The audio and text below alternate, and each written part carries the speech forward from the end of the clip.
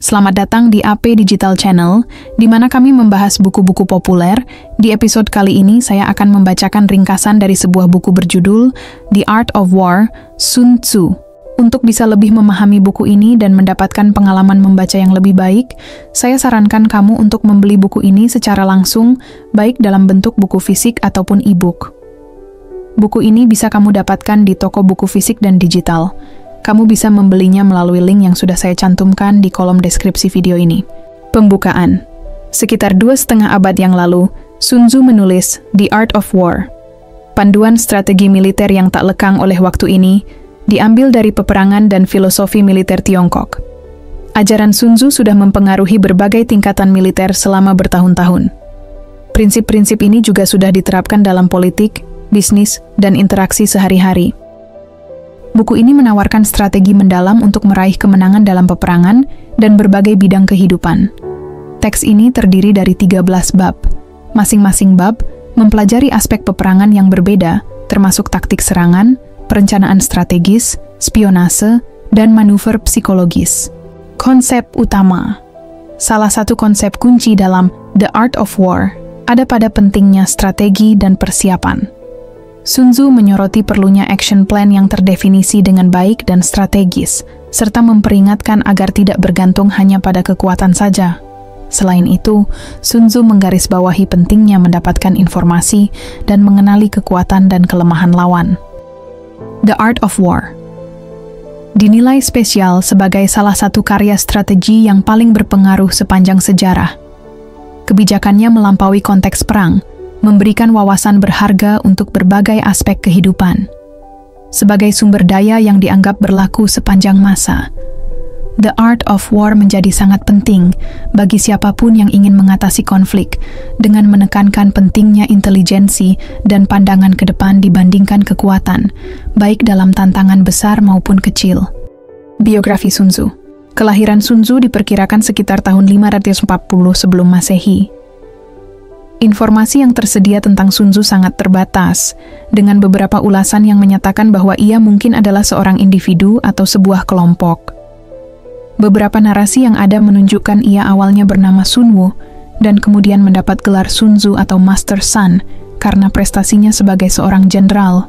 Terlepas dari apakah Sun Tzu adalah seorang individu, penulis buku ini hidup pada masa kemenangan dalam pertempuran di wilayah Tiongkok. Sun Tzu menekankan pentingnya mempelajari peperangan secara menyeluruh.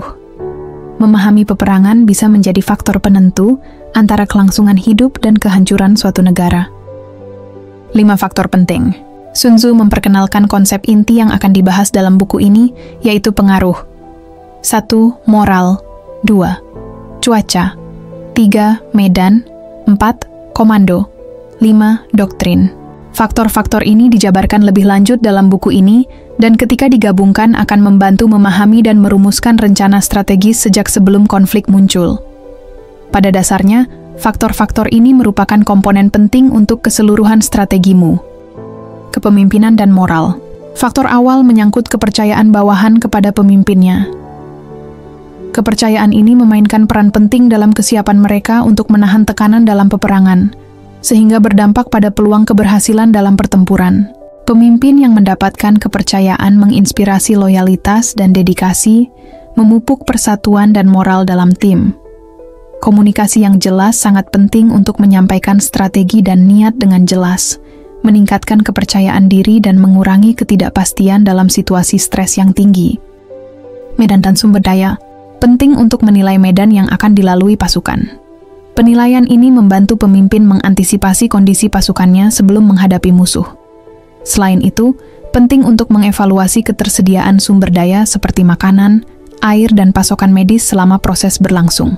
Sumber daya ini secara langsung berdampak pada kesejahteraan mental dan fisik pasukan. Mengabaikan sumber daya tersebut bisa menimbulkan konsekuensi yang parah di medan perang. Kepemimpinan yang efektif. Penilaian otoritas seorang pemimpin didasarkan pada ciri-ciri pribadi mereka, mengevaluasi kemampuan mereka untuk memimpin pasukan, dan memastikan pelaksanaan perintah secara tepat. Kepemimpinan yang efektif melibatkan menampilkan karakter-karakter penting seperti kebijaksanaan, ketulusan, kemanusiaan, keberanian, disiplin, Selain itu, strategi seorang pemimpin mencakup pengorganisasian, pengendalian, pemeringkatan, pengelolaan jalur pasokan, dan penyediaan sumber daya yang diperlukan untuk tentara. Dengan mengoptimalkan kelima elemen ini, keberhasilan dalam peperangan akan lebih bisa dicapai dibandingkan hanya mengandalkan pasukan yang lebih besar yang tidak punya komponen-komponen penting ini. Strategi intelijen. Sun Tzu juga menekankan pendekatan strategis dengan menyarankan untuk mengumpulkan intelijen lawan, sambil menyembunyikan kemampuan sebenarnya. Membiarkan musuh tidak menyadari kekuatan dan kelemahannya akan mempersulit mereka untuk mendapatkan keuntungan dalam pertempuran. Mereka yang menguasai strategi akan menang, mereka yang tidak menguasainya akan kalah, tulis Sun Tzu. Kecepatan dan ketegasan. Sun Tzu menekankan bahwa saat kekuatan militer dikerahkan, harus mengutamakan kecepatan dan ketegasan. Meskipun bukunya berisi rincian spesifik seperti jumlah pasukan dan kuda yang dibutuhkan untuk berperang, pesan utamanya menekankan pentingnya tindakan cepat. Kemenangan yang sukses bergantung pada persiapan dan pengorganisasian yang matang sebelumnya. Pemahaman akan pasukan dan sumber daya untuk menghindari kebutuhan akan pasokan tambahan. Dengan berpegang pada strategi yang terencana dengan baik, para pemimpin mencegah perlunya perubahan pada menit-menit terakhir. Kondisi pasukan. Pemimpin yang efektif memperhatikan kemampuan fisik dan kondisi mental pasukan.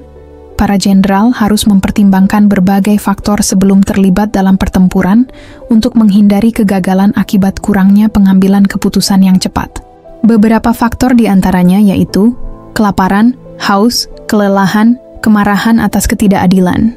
Selain mempertimbangkan faktor-faktor ini, para pemimpin juga harus mempertimbangkan pentingnya kehidupan manusia dan sumber daya, termasuk keuangan selama konflik.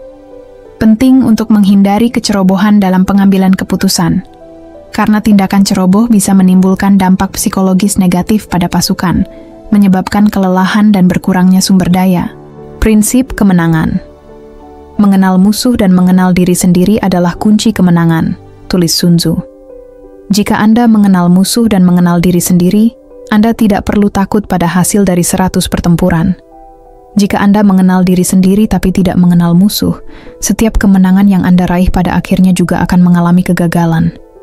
Jika Anda tidak mengenal musuh maupun diri Anda sendiri, Anda akan menyerah dalam setiap pertempuran. Sun Tzu menekankan bahwa kemenangan dalam peperangan tidak bergantung pada besarnya kehancuran yang ditimbulkan.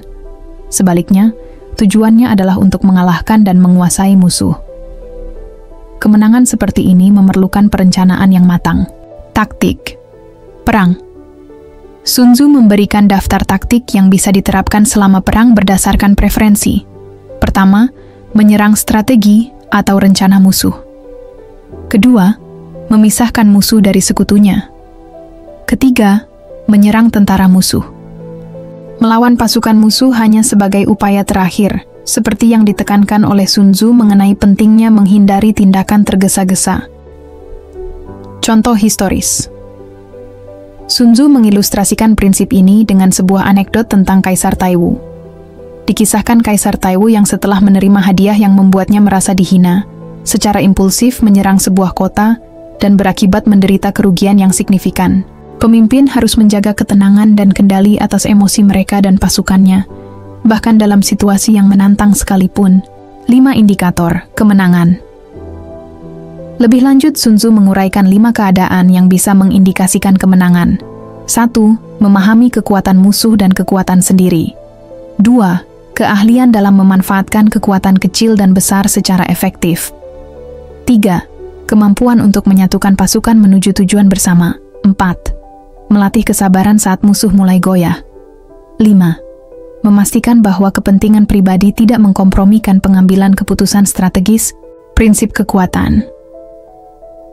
Sun Tzu menulis, jika pasukan musuh lebih banyak dari pasukanmu, kamu harus menyergap mereka. Jika kamu punya 2 kali lebih banyak pasukan, maka kamu harus mengepung musuh dan melawan mereka dengan cara itu. Jika musuh lebih banyak jumlahnya, maka kamu harus bisa membagi mereka. Jika kamu sendiri lebih unggul, maka kamu harus bertarung tanpa campur tangan orang di atasnya.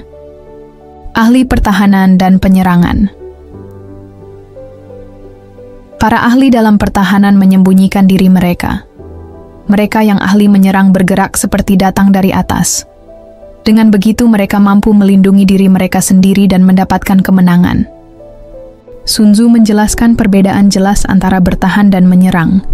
Perbedaan utama terletak pada apa yang bisa dipengaruhi oleh seorang jenderal, yaitu dirinya sendiri dan pasukannya, versus apa yang berada di luar kendali mereka, yaitu jenderal lawan dan pasukannya. Manajemen ego. Sebagai seorang pemimpin, penting untuk mengelola ego.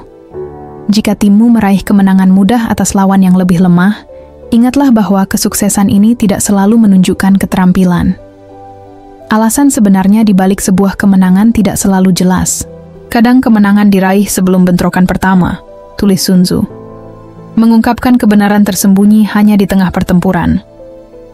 Persiapan dan peluang. Seorang komandan yang bijaksana dengan tekun mempersiapkan diri untuk memanfaatkan peluang kemenangan yang muncul dan tidak pernah menyia-nyiakan kesempatan untuk menang.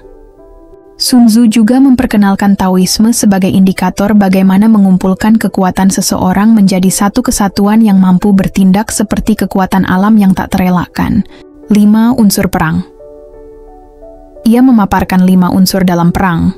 1. Pengukuran. 2. Estimasi. 3. Kalkulasi. 4. Komparasi. 5. Peluang kemenangan. Tentara yang menang mendapatkan kemenangannya sebelum berperang. Pasukan yang ditakdirkan untuk kalah berperang dengan harapan menang. Tulis Sun Tzu. Struktur komando. Sebagai seorang pemimpin, tujuanmu adalah mengubah pasukan menjadi unit yang terstruktur dengan baik.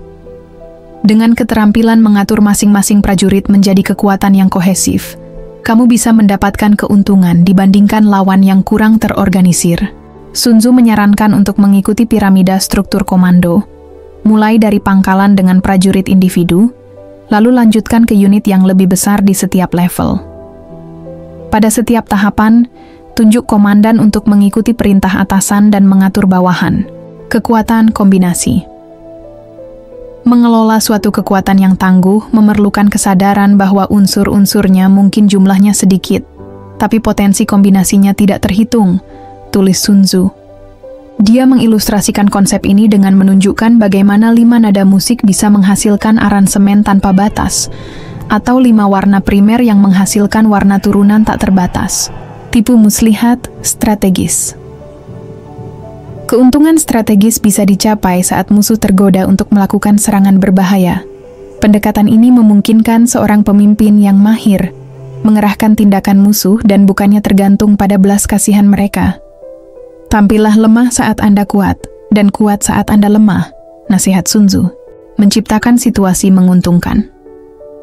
Sun Tzu percaya bahwa pemimpin yang sukses bisa menciptakan situasi di mana musuh terpaksa terlibat. Mereka melakukan hal ini dengan cara memikat para pemimpin oposisi dengan ilusi keberhasilan yang mudah. Karena terlalu percaya diri, hal ini kemudian akan mendorong oposisi ke posisi di mana mereka tidak bisa mundur. Selain itu, kemungkinan besar mereka berada dalam posisi yang buruk untuk membela diri. Manfaat posisi awal. Pasukan pertama yang mencapai medan perang menikmati keuntungan. Waktu istirahat. Posisi strategis. Dengan membuat lawan tidak mendapat informasi mengenai strategi, seorang jenderal bisa memaksa mereka untuk bertindak berlebihan di satu bidang sehingga membuat bidang lain jadi rentan. Seni bermanuver. Tidak ada yang lebih sulit daripada seni bermanuver, tulis Sun Tzu. Manuver melibatkan pemberian perintah dan instruksi kepada pasukan secara berurutan. Perlu ada keseimbangan antara mendesak mereka untuk mendapatkan keuntungan dan memaksakan mereka secara berlebihan. Menurut Sun Tzu, strategi canggih melibatkan manipulasi seperti berpura-pura, mengambil jalan tanpa tujuan sambil diam-diam mengikuti jalan yang langsung, dan mempunyai tujuan. Taktik ini bertujuan untuk membingungkan musuh. Kisah disiplin. Dikisahkan ketika Sun Tzu menghadapi tantangan melatih pasukan yang terdiri dari para selir. Tugas yang tampaknya mustahil awalnya, saat dia memberi perintah, mereka hanya akan tertawa dan mengabaikannya. Demi menanamkan kedisiplinan, Sun Tzu memerintahkan eksekusi 2 selir favorit raja. Setelah tindakan drastis ini, semua orang mengikuti perintah dengan cermat. Anekdot ini menyoroti kesulitan yang dihadapi para pemimpin dalam membuat pasukan mereka bertindak secara serempak. Taktik gerakan. Sun Tzu memberi nasihat khusus tentang taktik manuver. Ia menyarankan agar tentara tetap bersatu kecuali benar-benar diperlukan untuk berpisah. Tujuannya agar seluruh pasukan tiba di medan perang dalam kondisi optimal dan secara bersamaan. Idealnya mencapai medan pertempuran sebelum musuh, tulisnya. Sun Tzu menekankan keuntungan strategis dari penempatan pasukan yang tepat waktu dan terpadu. Menghindari kesalahan taktis. Kadang ada situasi tertentu yang memerlukan berbagai taktik dan pilihan. Hindari menyerang kota tertentu atau mengambil rute tertentu selama perencanaan. Kamu mungkin menyadari bahwa beberapa keputusan bisa berakibat buruk. Strategi-strategi ini berada di bawah wewenang jenderal. Ada 5 hal utama yang bisa membuat seorang jenderal ragu-ragu saat mengambil keputusan taktis. 1. Sikap ceroboh dan tidak sabar membawa pada kehancuran. 2. Orang-orang pengecut dan penakut pada akhirnya hanya akan tertangkap. 3. Temperamen yang tergesa-gesa berarti seseorang bisa terpancing dan terprovokasi. 4. Standar kehormatan yang tinggi berarti seseorang mungkin rentan pada rasa malu. 5. Rasa belas kasih yang berlebihan pada pasukan mungkin membuat jenderal menebak-nebak keputusannya, mengatasi 5 kesalahan. Sun Tzu menegaskan bahwa saat suatu pasukan menghadapi kekalahan atau seorang pemimpin kalah, 1 dari 5 kesalahan biasanya terjadi. Nasihatnya mencakup penggunaan berbagai taktik untuk membingungkan musuh, menggagalkan kemampuan mereka untuk meramalkan tindakanmu selanjutnya. Dia memperingatkan agar tidak mengandalkan strategi yang berulang-ulang, yang bisa menyebabkan strategimu mudah diprediksi, dan memungkinkan musuh untuk melakukan serangan balik secara efektif. Fleksibilitas dan kemampuan untuk menyesuaikan taktik sesuai dengan keadaan yang selalu berubah dan berkembang adalah kunci. The Army of the March. The Army of the March menekankan pentingnya perencanaan dan disiplin yang cermat demi keberhasilan operasi militer. Dengan mengikuti panduan Sun Tzu, para pemimpin bisa menjamin bahwa pasukan mereka benar-benar siap untuk melaksanakan misi apapun keadaan atau hambatan yang dihadapi. Sun Tzu menekankan pentingnya gerakan terorganisir dan formasi pasukan saat bersiap menghadapi musuh yang mendekat. Dalam strateginya, ia memperhitungkan kondisi cuaca dan medan untuk menentukan taktik yang paling efektif. Pemanfaatan kondisi alam. Misalnya, memanfaatkan posisi sinar matahari pada waktu yang berbeda dalam sehari, serta mempertimbangkan sungai, gunung, rawa, dan medan datar. Sun Tzu menyarankan pendekatan ini dengan mengutip contoh dari sejarah Huangdi, Kaisar Kuning, yang berhasil menaklukkan 4 penguasa dengan memanfaatkan perkemahan tertentu secara strategis. Memanfaatkan cuaca atau kondisi medan yang tidak mendukung bisa menjadi keuntungan, tulis Sun Tzu. Misalnya, jika dihadapkan pada cuaca hujan dan banyak sungai di depan, strateginya adalah memaksa tentara musuh untuk terlibat dalam area yang menantang tersebut. Manajemen moral pasukan. Selain memenuhi kebutuhan fisik pasukan, Sun Tzu menekankan pentingnya menjunjung moral dan persatuan di antara para prajurit.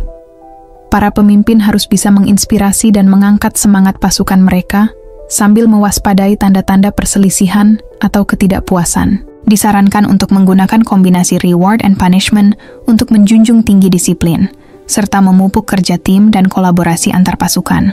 9 jenis medan.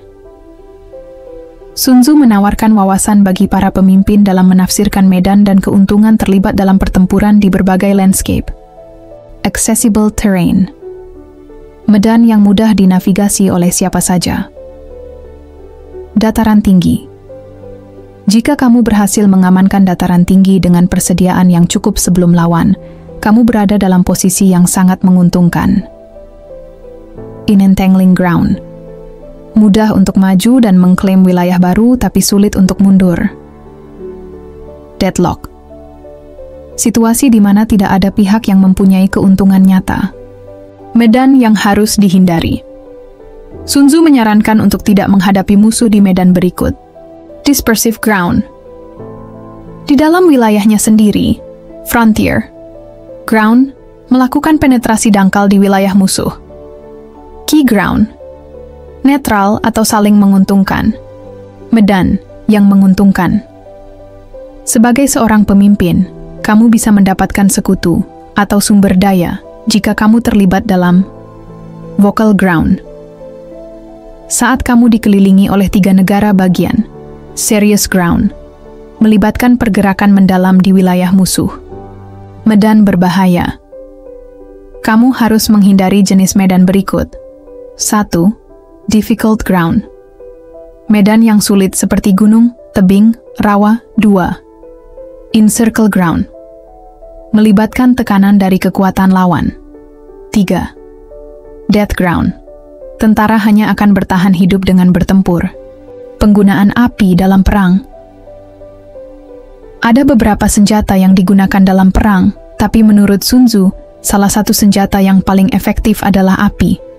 Dia memberikan garis besar cara menggunakan api selama perang. 1. Membakar tentara musuh. 2. Menghancurkan persediaan. 3. Memusnahkan perbekalan. 4. Menghancurkan senjata dan amunisi. 5. Mengganggu jalur komunikasi. Metode ini bergantung pada kondisi cuaca, kelembaban, serta arah dan kekuatan angin. Sun Tzu menyarankan agar segala macam peralatan untuk serangan semacam ini harus direncanakan dengan hati-hati dan diatur jauh sebelumnya. Taktik serangan api. Jika berhasil menyerang dengan api, tulis Sun Tzu, segera lanjutkan dengan serangan fisik untuk memanfaatkannya. Serang saat api mencapai puncaknya, jangan menunggu sampai api padam. Juga pastikan kamu melawan arah angin saat menyalakan api. Ingatlah bahwa api di malam hari cenderung lebih cepat padam dibandingkan dengan api di siang hari. Jenis-jenis mata-mata. Sun Tzu mengklasifikasikan 5 jenis mata-mata. 1. Native agents, berasal dari negara musuh. 2. Inside agents, sudah tertanam dalam struktur tentara lawan. 3. Double agents, mata-mata musuh yang bisa disuap. 4. Expendable agents, dikirim untuk memberikan informasi palsu. Living agents, memberikan informasi intelijen eksklusif. Pentingnya intelijen. Menurut Sun Tzu, para pengumpul intelijen harus menerima gaji dan perlakuan yang tinggi karena pengetahuan mereka sangat penting untuk mencapai kesuksesan, khususnya dalam kemenangan tanpa kekerasan. Setiap keputusan yang diambil seorang jenderal bergantung pada intelijen, tegas Sun Tzu. Relevansi abadi. Daya tarik. The art of war, yang bertahan lama terletak pada sifatnya yang abadi. Prinsip dan strategi yang dikemukakannya tidak terbatas pada peperangan. Mereka juga relevan dalam bisnis dan berbagai bidang lainnya. Selain itu, buku ini menawarkan panduan praktis yang bisa ditindaklanjuti. Sun Tzu menyajikan strategi dan taktik yang jelas untuk berhasil dalam skenario apapun, menjadikan konsepnya mudah dipahami dan dipraktikkan. Penutup. Secara umum, The Art of War tetap menjadi mahakarya strategi dan taktik yang tak lekang oleh waktu dan masih tetap relevan hingga saat ini. Pengajarannya tentang pentingnya perencanaan, penipuan strategis, dan moral tidak hanya mencakup peperangan, tetapi juga mencakup bisnis dan berbagai kegiatan lainnya. Sun Tzu mengajarkan bahwa kemenangan sejati datang dari pemahaman mendalam, persiapan matang, dan kemampuan beradaptasi, prinsip-prinsip yang tetap relevan setelah lebih dari 2 milenium sejak pertama kali dituliskan.